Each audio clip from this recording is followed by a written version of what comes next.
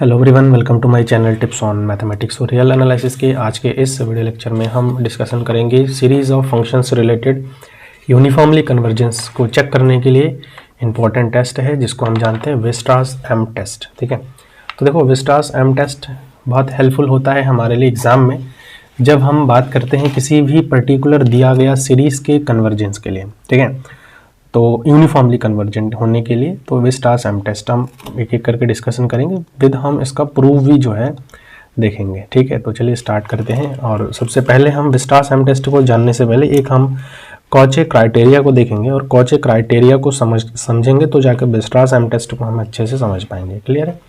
चलिए देखो, Vestas M जो कॉचे जनरल प्रिंसिपल या फिर कॉचे क्राइटेरिया भी बोलते हैं, उसमें क्या होता है कि कोई भी जो फंक्शन है, सीक्वेंस ऑफ फंक्शन है, वो जो है यूनिफॉर्मली कन्वर्जेंट होगा। यूनिफॉर्मली कन्वर्जेंट होगा किसी इंटरवल में ए बी में if for every epsilon greater than epsilon there exist एक एम एग्जिस्ट करेगा such that for all N greater than M, for all P greater than 1 and for all X belongs to A B, जो हमारे पास function n+1 होगा, sequence of function n+2 होगा, sequence of function n+3 होगा, ये भी जो हमारे पास होंगे वो एप्सिलॉन से छोटा होगा। तो जा करके हम किसी भी जो सीरीज ऑफ फंक्शन है इस टाइप के, इनको जो है हम ये बोल सकते हैं कि हमारा क्या है, यूनिफॉर्मली कन्वर्जेंट है किसी भी दिया गया पर्टिकुलर इंटरवल में, जो ये इंटरवल हमारे पास दिया हुआ है। ठीक है, तो होप कि ये जो मैंने आपको बताया अभी वो समझ में आया है। ये मेन है हमारा, इसको आपको याद रखना है कि जो हमारे पास sequence of series of function है वो अगर यूनिफॉर्मली कन्वर्जेंट है तो ये वाला जो कंडीशन है वो हमारा सेटिस्फाई होना चाहिए, ये नेसेसरी है और इसको ही आपको क्या करना है, याद रखना है। ठीक है, अब जो है ना, देखो ये जो क्राइटेरिया है, इस क्राइटेरिया को समझ जाएंगे तो हम अब वेस्टास एम टेस्ट को देखेंगे तो हमें कई सारी चीज़ें अच्छे से क्लियर होंगी। चलो अब हम वेस्टास एम टेस्ट को देखते हैं जो कि मेन हमारा पॉइंट है आज के इस लेक्चर का, और इसको देखेंगे साथ ही साथ हम इसके कुछ इंपॉर्टेंट एग्जांपल को भी देखेंगे डिफरेंट वैरायटीज़ के। ठीक है, तो सबसे पहले तो हम वेस्टास एम टेस्ट की जो थ्योरम है उसको जो है हम एक बार देख लेते हैं कि थ्योरम का जो स्टेटमेंट है वो क्या कह रहा है। कह रहा है कि एक सीरीज है, फंक्शन ऑफ सीरीज है, will converge uniformly in A B if there exist a convergent series summation M N such that, जो भी हमारे पास जो सीक्वेंस ऑफ फंक्शन दिया हुआ है वो जो है हमारा छोटा होना चाहिए, फिर बराबर होना चाहिए जो हमारे पास एक सीरीज एम एन होगा। मतलब देखो, मैंने एक ना आपको कंपैरिजन टेस्ट के बारे में बताया था, है ना, कंपैरिजन टेस्ट। तो कंपैरिजन टेस्ट की अगर मैं बात करूं तो कंपैरिजन टेस्ट में हमने ये देखा था कि कोई भी हमारे पास अगर एक जो है सीरीज दिया हुआ है ना, जैसे ए बी है वो छोटा ए एन है, वो छोटा या बराबर है समेशन ऑफ बी एन से, देन उस कंडीशन में हम ये कह सकते हैं कि अगर ये चीज़ हमारा कन्वर्ज होता था तो हम इसको भी बोलते थे कन्वर्ज है। समझ में आया? ये डाइवर्ज है तो हम इसको बोलते थे कि ये भी हमारा डाइवर्ज है। तो इस टाइप से अगर देखो कंपैरिजन टेस्ट के जैसा ही है ये भी टेस्ट, तो इसका थोड़ा एक प्रूफ एक बार हम देख लेते हैं। चलिए प्रूफ एक बार हम इस पर बात कर लेते हैं कि अगर एम एन जो है कन्वर्ज है देन बाय कॉचेस प्रिंसिपल क्या हो जाएगा। देखो अभी हमने एफ एन को कन्वर्ज बोला था ना, कॉचेस क्राइटेरिया में एफ एन को कन्वर्ज बोला था, और एफ एन को जब कन्वर्ज हमने बोला है तो कॉचेस क्राइटेरिया से एफ एन अगर कन्वर्ज है तो ये कंडीशन सेटिस्फाई कर रहा था। तो अगर समेशन एम एन अगर कन्वर्ज कर रहा है तो ये कंडीशन जरूर सेटिस्फाई करेगा for all N greater than M and P greater than 1, है ना। तो ये हमने कॉचे क्राइटेरिया से कर लिया। अब देखो एक चीज है कि अभी जो है ना, हम कंडीशन को अगर अप्लाई करते हैं तो जो कंडीशन हमारे पास दिया हुआ है और वो कंडीशन ही है कि जो एफ एन एक्स है वो लेस देन इक्वल टू है एम एन के। तो अब देखो एम एन तो हमें पता है कॉचे क्राइटेरिया से ये लेस देन है, अब जो एफ एन हो जाएगा एफ एन एक्स ये वाला, और जो एम एन हो जाएगा हमारे लिए हमारे पास वो भी लेस देन जो है क्या हो जाएगा, ये तो ऑलरेडी लेस देन है तो ऑब्वियसली बात है कि ये भी हमारा लेस देन हो जाएगा, और यही तो है वो वाला। Therefore by Cauchy criteria the uniform converge of the series converge uniformly on a b. तो ये जो है हमारा क्या हो गया, एम एन टेस्ट का जो हमारे पास प्रूफ था वो इस प्रकार से हम कर सकते हैं। मेनली हमें देखो हमारा टारगेट है CSIR नेट के एग्जामिनेशन पर। अब CSIR नेट एग्जामिनेशन पर अगर हमारा टारगेट है तो हम उसमें प्रूफ पर बात करेंगे नहीं ज़्यादा, ठीक है, क्योंकि प्रूफ उसमें पूछा जाएगा नहीं, आपसे पूछा जाएगा न्यूमेरिकल क्वेश्चंस, ठीक है। तो सबसे पहले बात करते हैं, ये क्वेश्चन है, इस क्वेश्चन को हम कैसे सॉल्व कर सकते हैं उसको हम देखेंगे, ठीक है। देखो कंसीडर द सीरीज है, एक सीरीज हमारे पास यहाँ पे अभी दिया हुआ है, और ये जो सीरीज है वो ये कहा जा रहा है कि यूनिफॉर्मली कन्वर्जेंट है किसी भी इंटरवल में, वो हमको बताने हैं।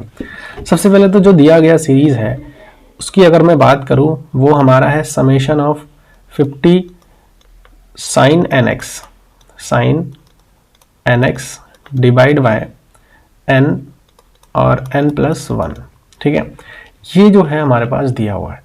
अच्छा, अगर ये चीज़ दिया हुआ है तो अब हमको क्या करनी होती है, एक fn(x) फाइंड करनी होती है ना। सिंस यहाँ पर जो fn(x) दिया हुआ है वो ये दिया हुआ है, fn(x) सीक्वेंस ऑफ फंक्शन, है ना, ये चीज़। तो ये जो है हमारे पास दिया हुआ है 50 sign nx divide by n+1, ठीक है, ये हमारे पास दिया हुआ है।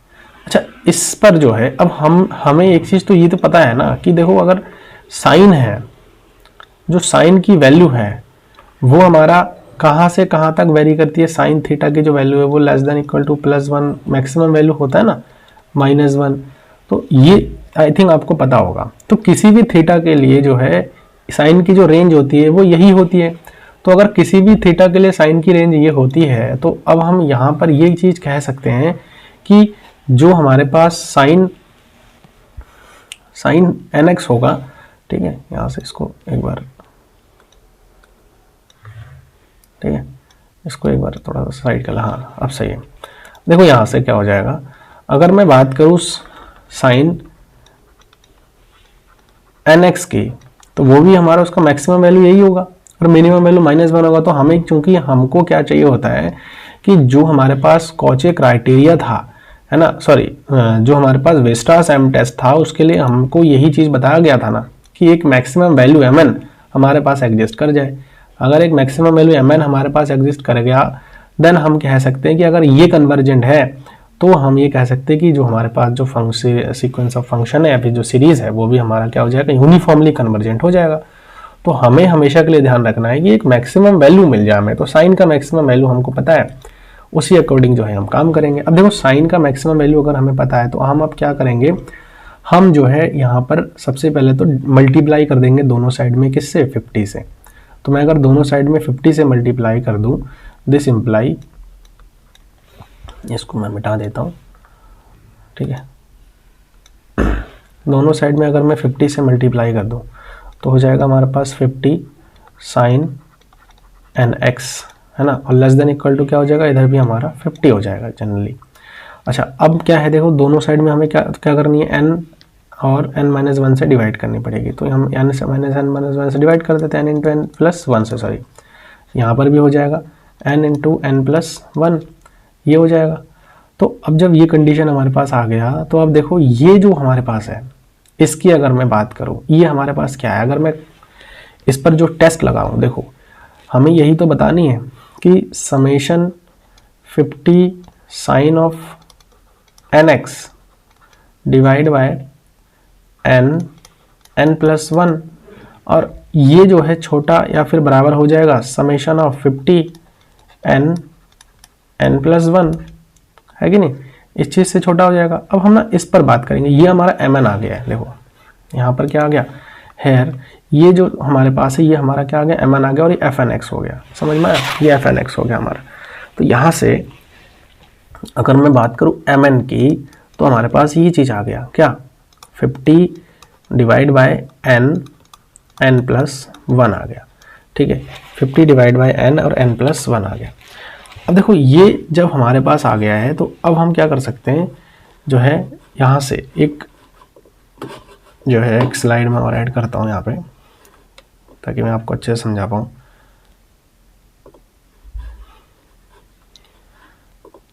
देखो यहाँ पर मैं लिख लेता हूँ, क्योंकि हमारे पास जो mn आ रखा था वो हमारा ये आ रखा है ना, mn जो है 50n और n+1 आ रखा है।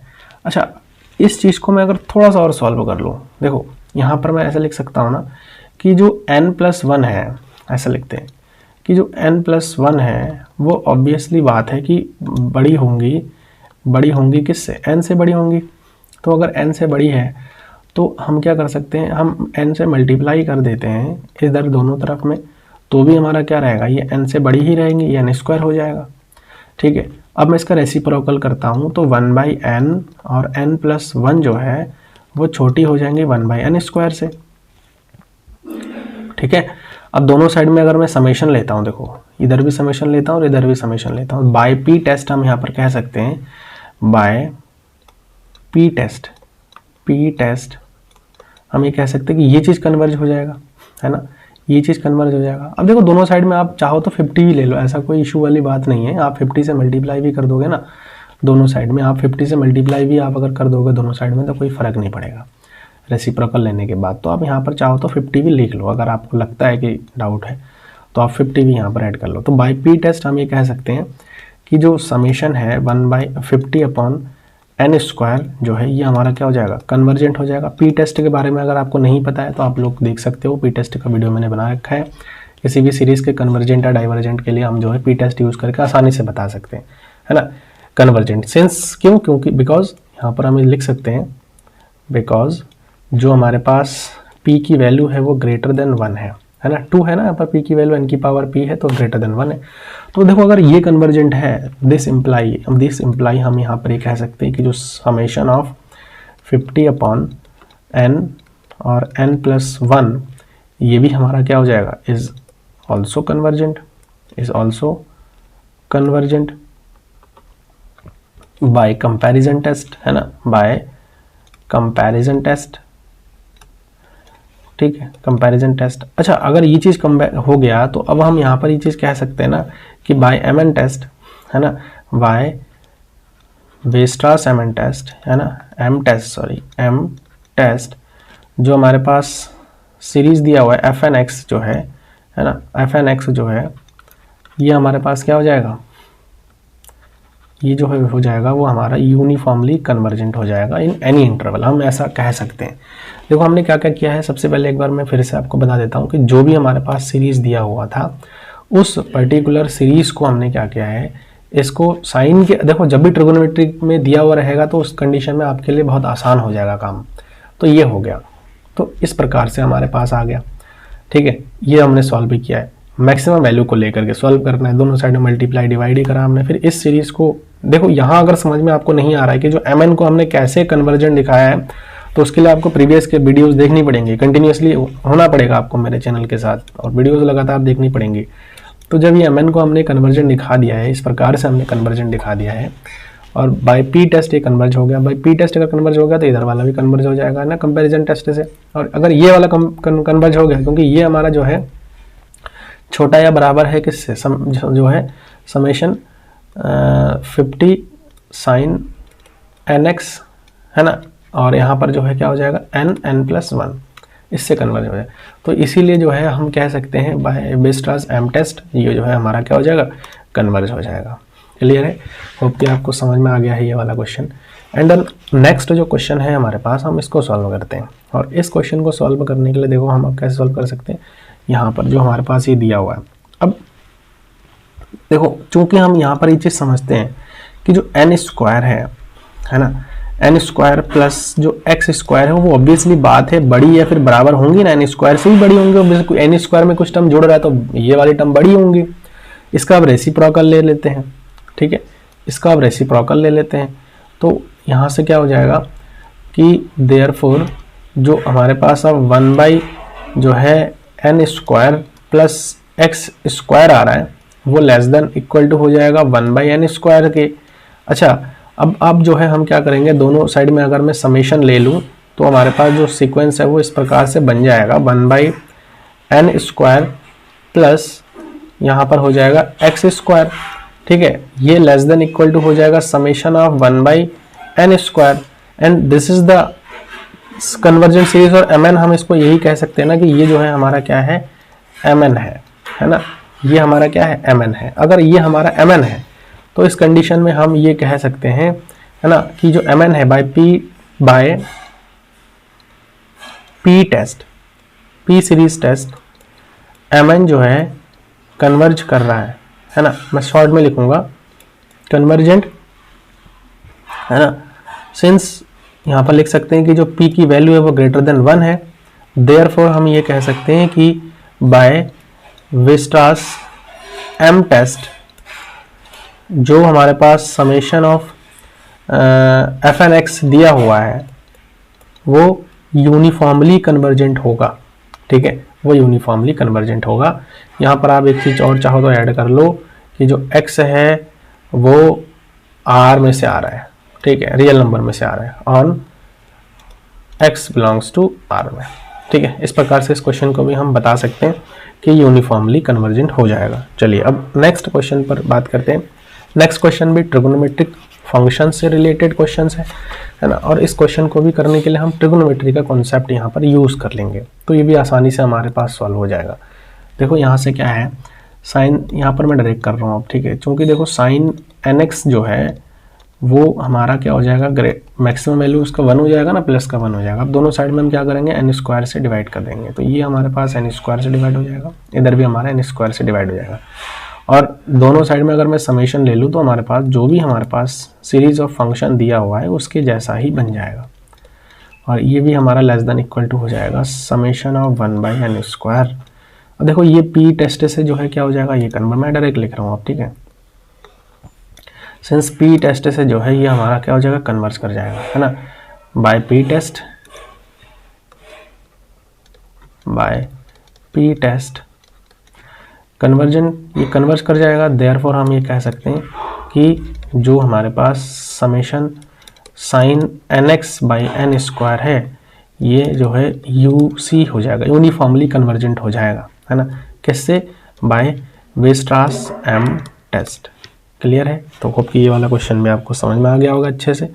चलिए नेक्स्ट क्वेश्चन देखते हैं। एंड नेक्स्ट जो क्वेश्चन है वो देखो, इसमें ट्रिगोनोमेट्रिक फंक्शन नहीं है। सबसे पहले चीज़ तो मैं आपको यही क्लियर कर देता हूँ, इसमें आपका ट्रिगोनोमेट्रिक फंक्शन नहीं है। तो अगर ट्रिगोनोमेट्रिक फंक्शन नहीं है तो उस कंडीशन में आपको यहाँ पर थोड़ा सा लॉजिकल आइडिया लगानी पड़ेगी। एंड देन वो लॉजिकल आइडिया क्या है कि आपको यहाँ से देखो, ये जो सीरीज हमारे पास दिया हुआ है x/1 प्लस x है, ठीक है ना, ये जो सीरीज हमारा हो जाएगा वो हम ये कह सकते हैं कि ये जो है हमारा एक ज्योमेट्रिक सीरीज टाइप का बन रहा है ना, ज्योमेट्रिक सीरीज टाइप का बन रहा है, पावर में n है, ऑब्वियसली बात है, ज्योमेट्रिक सीरीज टाइप का बन रहा है।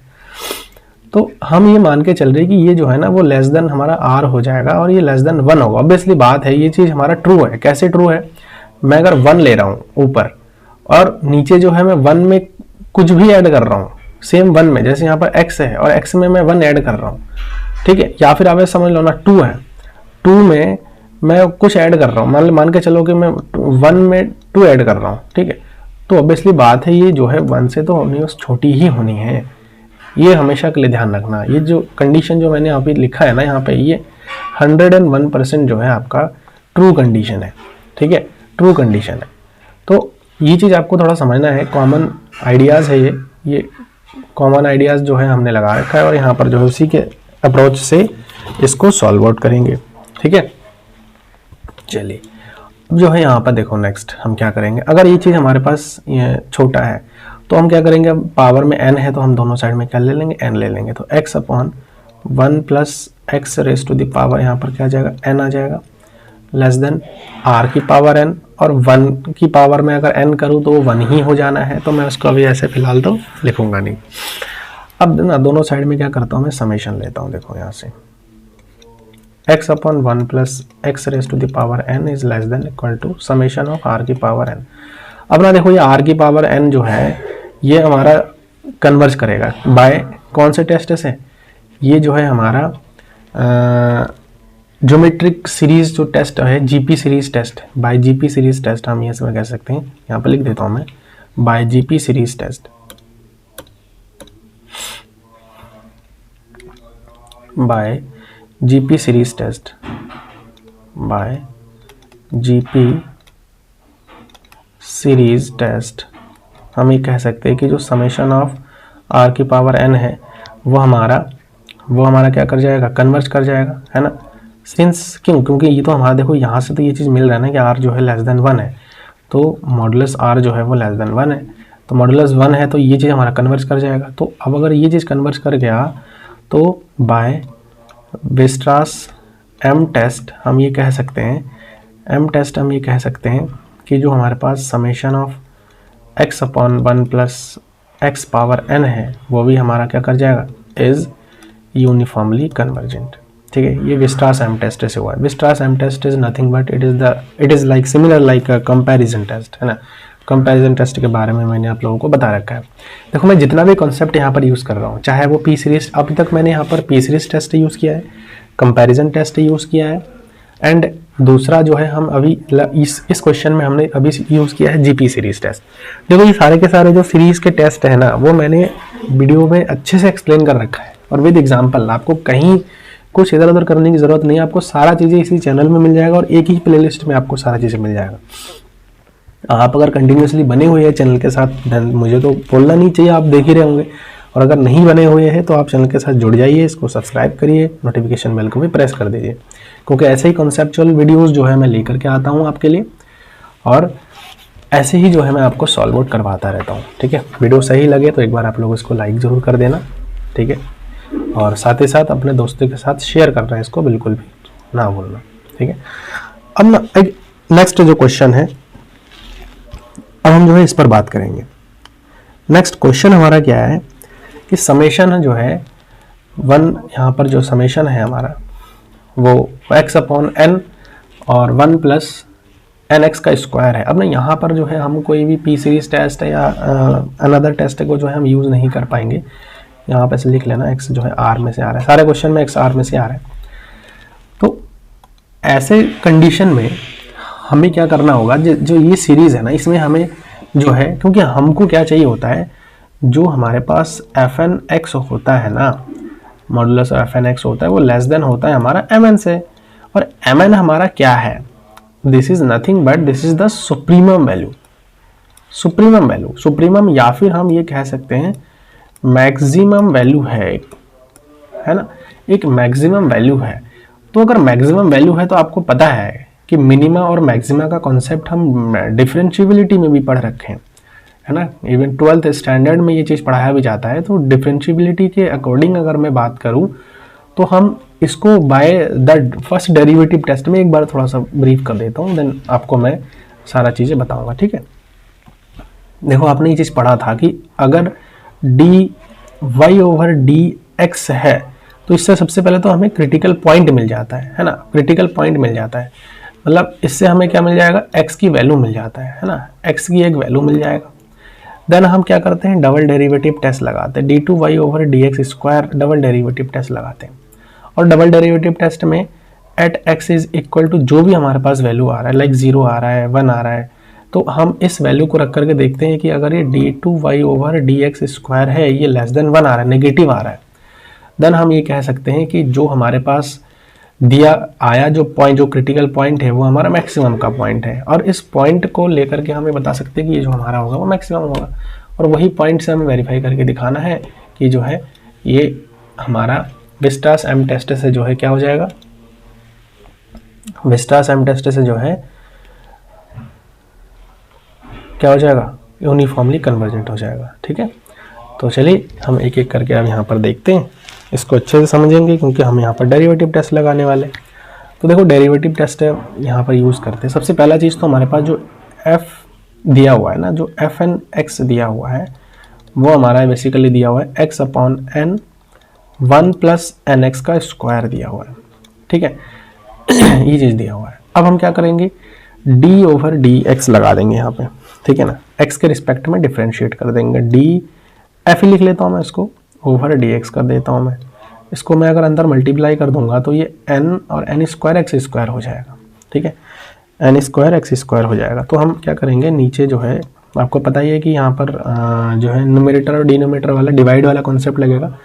तो यहाँ पर मैं लिख देता हूँ n स्क्वायर और 1 प्लस एन एक्स का स्क्वायर का होल स्क्वायर। ठीक है ना, इस पूरे का होल स्क्वायर आ जाएगा। फिर ये वाला टर्म यहाँ पर आ जाता है n 1 प्लस एन एक्स का square derivative of first term. ठीक है। फर्स्ट टर्म का डेरिवेटिव एक्स के रिस्पेक्ट में एक्स का करेंगे तो ये 1 ही हो जाएगा, minus first term derivative of second term. तो सेकेंड टर्म हमारे पास क्या है, सेकेंड टर्म हमारे पास क्या है, सेकेंड टर्म जो है यही तो है हमारे पास सेकेंड टर्म। तो यहाँ पर n वाला टर्म 0 हो जाएगा और 2nx हो जाएगा सीधा सीधा यहाँ पर, ठीक है।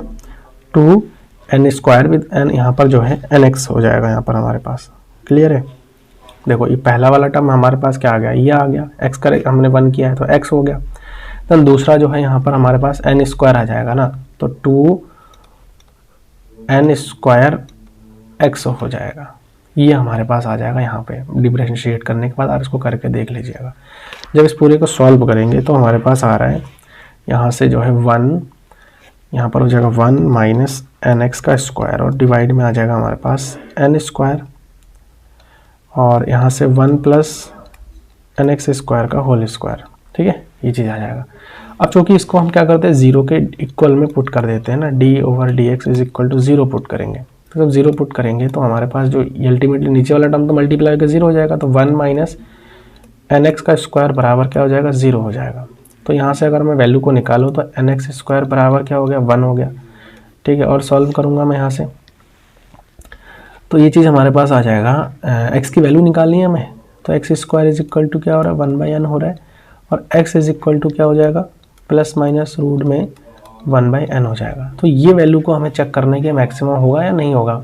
ऑब्वियसली बात है मैक्सिमम होगा तो आप डबल डिफरेंशिएशन का कॉन्सेप्ट यूज़ करिए, और डबल डिफरेंशिएशन का कॉन्सेप्ट यूज़ करके जो है आप बता सकते हो कि जो हमारे पास दिया गया फंक्शन है वो हमारा मैक्सिमम का है या नहीं है ना। वैल्यू को अगर आप पुट करेंगे तो हमारे पास आ जाएगा। तो हम यहाँ पर डायरेक्ट मैं लिख दे रहा हूँ, इसको आप थोड़ा सा कर लीजिए क्योंकि आपको पता ही है, एक बार सॉल्व आप कर लीजिएगा, ठीक है। एट हम यहाँ पर लिखेंगे x इज इक्वल टू, हम यहाँ पर लिखेंगे at x is equal to 1/√n, ठीक है, d2f over dx² is less then क्या हो जाएगा, ये जो है हमारा लेस देन हो जाएगा 0 के, ठीक है। देयरफॉर हम ये कह सकते हैं कि जो ये वाला वैल्यू होगा एट 1/√n जो हमारे पास फंक्शन होगा वो मैक्सिमम होगा, ठीक है ना। देयरफॉर जो fn(x) होगा ये क्या हो जाएगा, मैक्सिमम होगा, मैक्सिमम होगा at x is equal to 1/√n, ठीक है। x is equal to 1/√n में ये हमारा मैक्सिमम हो जाएगा। अच्छा, इसके बाद जो है जब ये हमारे पास मैक्सिमम हो रहा है तो अब हम क्या करेंगे कि मैक्सिमम होने के बाद हम जो भी हमारे पास दिया गया फंक्शन आ रहा था उस फंक्शन में हम इसका वैल्यू को क्या करेंगे, पुट कर देंगे, ठीक है। तो पुट करने पर हमारे पास क्या आएगा, जो मैक्सिमम वैल्यू होगा वो हमारे पास क्या हो जाएगा, तो fn(x) का जो वैल्यू आ रहा है वो हमारे पास क्या हो जाएगा, 1/√n हो जाएगा, ठीक है। और इस पर जब हम वैल्यू को पुट करेंगे तो x के 1/√n डिवाइड बाय यहाँ से आ जाएगा हमारे पास n के प्लेस पर 1/√n, ठीक है, और 1 प्लस n के प्लेस पर 1/√n और x, सॉरी यहाँ पर जो है 1/n है यहाँ पे, सॉरी इसको थोड़ा सा सही से कर लेंगे,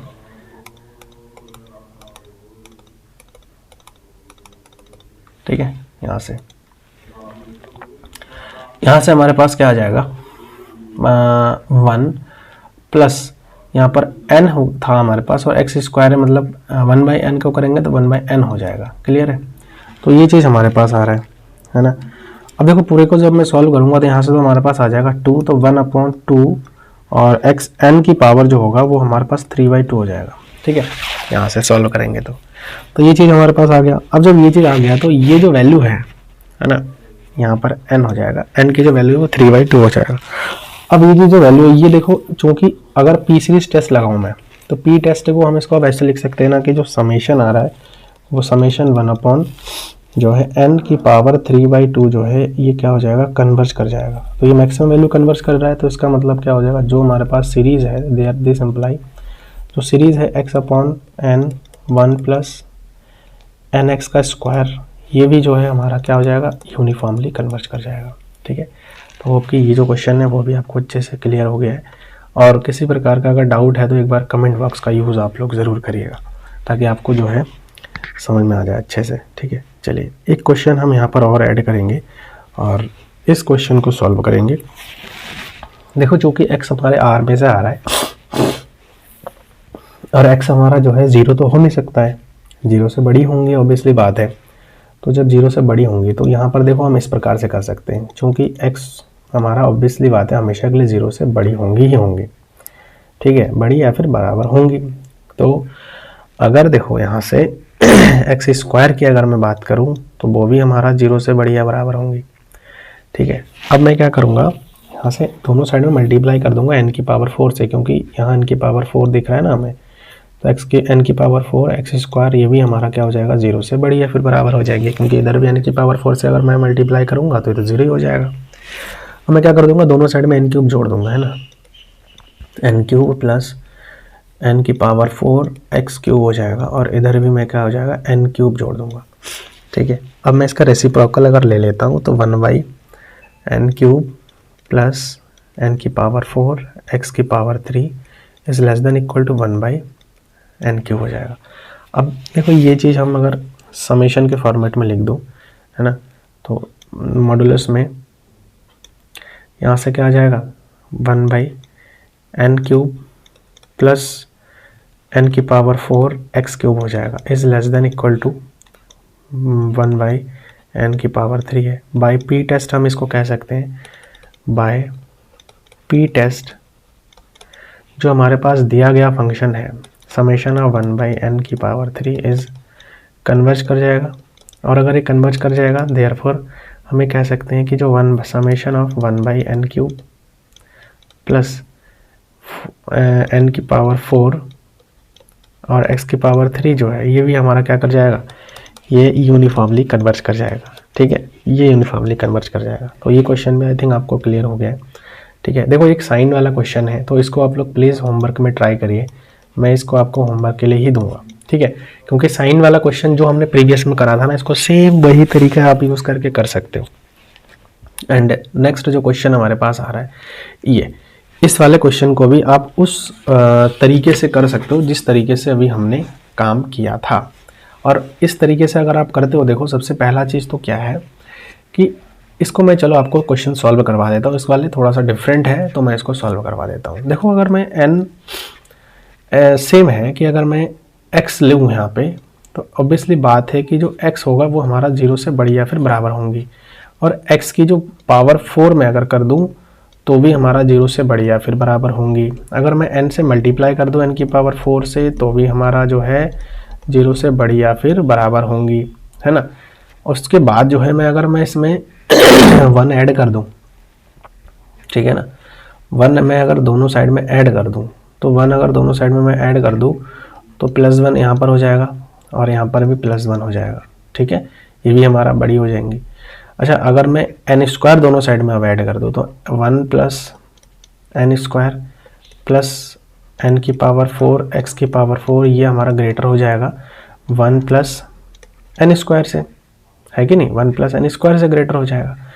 अच्छा अगर 1 + n स्क्वायर से ग्रेटर हो रहा है तो अब हम क्या करेंगे, इसको जो है रेसिप्रोकल ले लेते हैं, तो 1 + n की पावर 4 जो है n स्क्वायर है, सॉरी यहाँ पर n स्क्वायर है ये, ठीक है, इसको ऐसे लिखना है, n स्क्वायर प्लस x की पावर 4 n की पावर 4 x की पावर 4 है ना, इसको ऐसे लिख लें, लेस देन इक्वल टू क्या हो जाएगा 1/1 + n स्क्वायर हो जाएगा। अब यहाँ से ये चीज़ जो आ रहा है इसको अब हम कैसे सॉल्व कर सकते हैं वो हमारे लिए इम्पोर्टेंट है। देखो यहाँ पर जो है ना हम क्या कर सकते हैं, कंपैरिजन टेस्ट लगा सकते हैं, है ना, ये लेस देन हो जाएगा हमारे पास 1/n स्क्वायर के, आप करके इसको देख लीजिएगा 1/n स्क्वायर के आ जाएगा, है ना, क्योंकि इसमें हमारा क्या हो जाएगा, इसको सॉल्व करोगे, इसको जब सॉल्व करोगे तो ये चीज़ आ जाएगा, तो ये हमारा चूँकि पी सीरीज से कन्वर्ज हो जाएगा, कंपैरिजन टेस्ट से ये कन्वर्ज हो जाएगा, देन ये हमारा क्या हो जाएगा यूनिफॉर्मली कन्वर्जेंट हो जाएगा। तो है ना, आसान था। हमारे जो विस्टास एम टेस्ट है वो काफ़ी जो है यूज़फुल टेस्ट भी है और आसान भी है।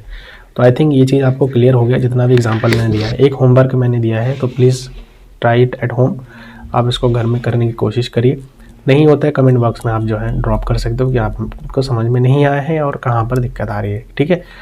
तो इस वीडियो में हम यहीं तक डिस्कशन करेंगे, एंड देन नेक्स्ट हम जो है डिफरेंशिएबिलिटी का कॉन्सेप्ट लेकर के आएंगे, और उसको अच्छे से हम 1 बाय 1 क्लियर करेंगे, क्योंकि उससे रिलेटेड क्वेश्चन भी CSIR नेट में या अदर कम्पिटेटिव एग्जाम्स में, एंड देन अगर आप लाइक BSc में है, MSc में है ना, तो इंजीनियरिंग में है, तो भी कहीं ना कहीं डिफरेंशिएलिटी कॉन्सेप्ट आपसे पूछा जाता है। ठीक है, तो मिलते हैं नेक्स्ट वीडियो में। Thank you so much.